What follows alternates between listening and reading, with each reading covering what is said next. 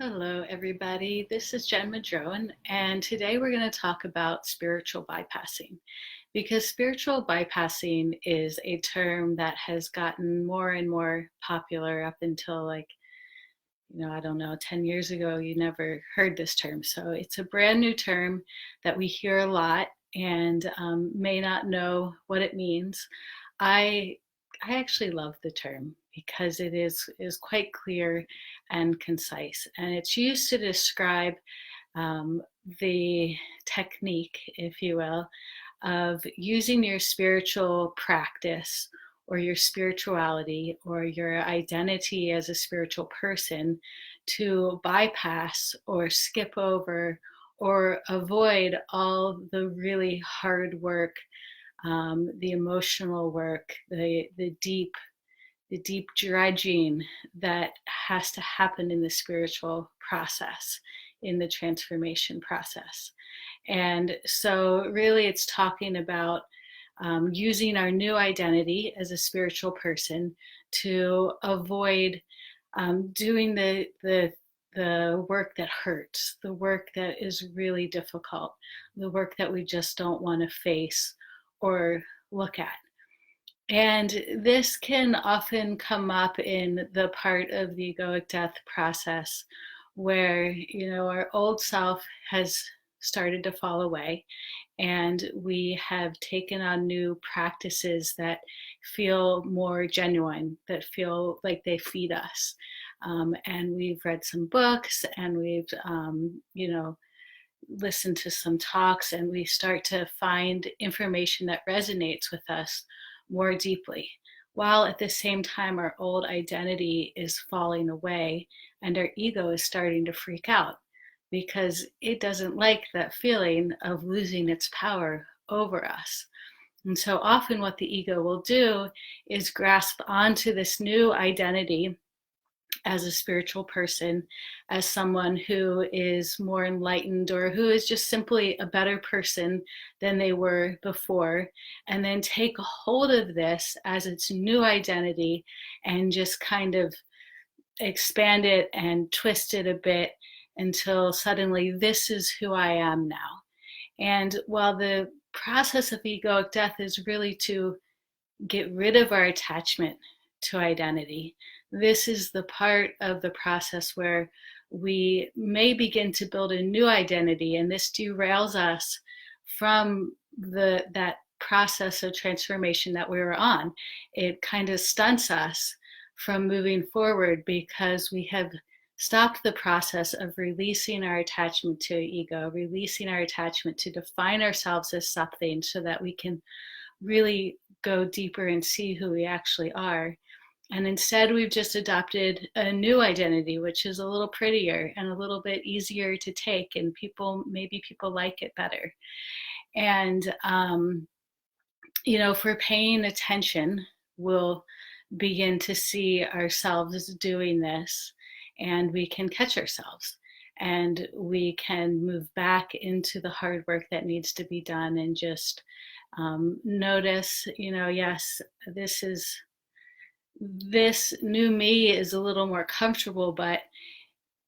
it's still not who I am. So I'm going to keep doing the work. However, some people get stuck in this part of the process completely if they really are really good at owning this new identity and convincing people that this is who they are and it is amazing. And then sometimes their ego can just blow up to become even bigger than it was before, but now it's a spiritual ego,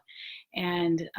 that can be kind of dangerous because when we skip the part of the process at looking at our deep shit of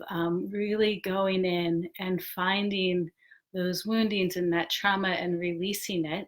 and releasing our attachments, when we skip that part, it always comes back to bite us in the ass. Eventually, we have to face it. Eventually, we have to deal with it. And so we are just use this as an awareness tool to watch ourselves The idea of spiritual bypassing, use it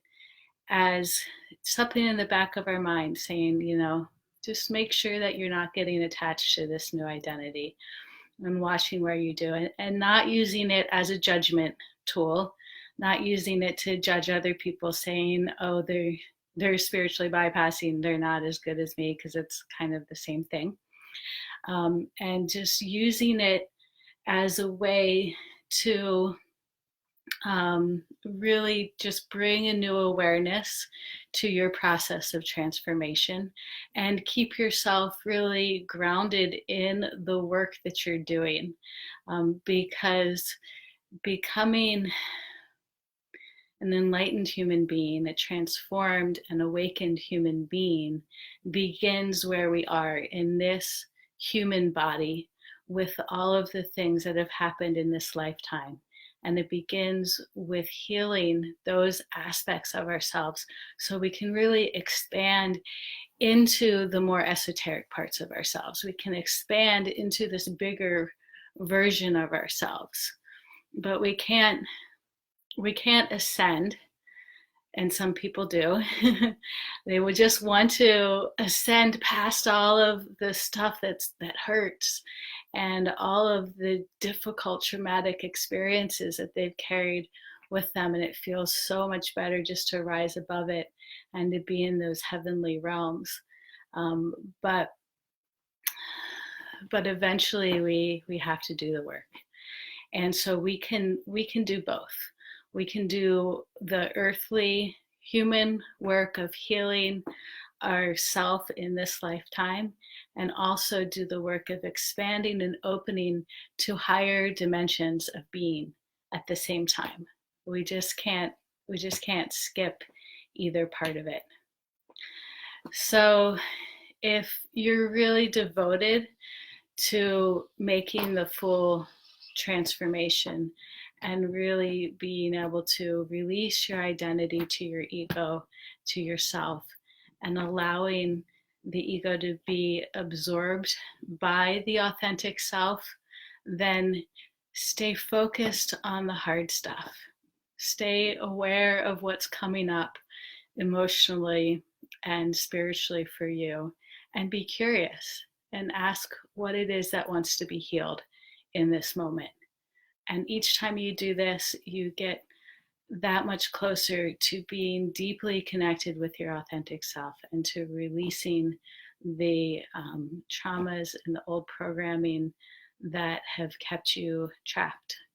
for so long. So if you're really devoted to this work and you would like some help moving through the hard shit, then please private message me, and we can talk and see if the work that I do is a good fit for you. So until then, just love the shit out of yourself, keep doing the work, and I will see you in the Facebook group.